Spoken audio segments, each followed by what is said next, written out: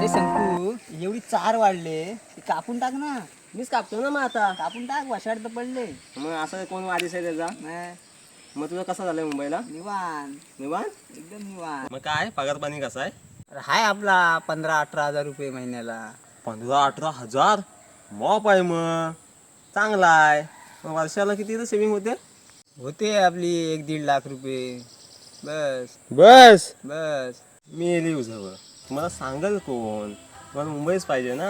मला सांग, एवढी तर जमीन वाशाड पडले, तिकडं खोंड्या का जमीन वाशाड आहे, झोलंगटी का जमीन वाशाड आहे, पण नाही, तुम्हाला मुंबईला जायचं आहे. मला सांग, एवढ्या जमिनीचं तू 500 कलम लावलंस, 300 काजू लावलंस, किती उत्पन्न येईल मला सांग? 4 वर्षानंतर झाडाला फळ येईल. मग 4 वर्षानंतर 4-5 वर्षानंतर मला सांग 10-1 लाखाचं तू उत्पन्न घेशील वर्षाचा. तेच जर मला सांग 10-15 वर्षा पुढचा जर विचार केलास तर किती उत्पन्न येईल मला सांग? अरे करोडपती होशील, करोडपती. पण नाही, तुम्हाला मुंबईला जायचं आहे, तिकडं राहा.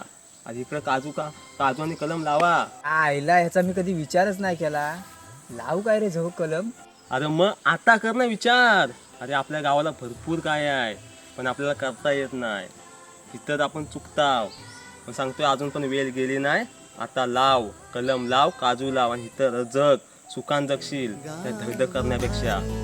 अजून वेळ गेली नाही, आता सुधरा आणि या परत गावाला.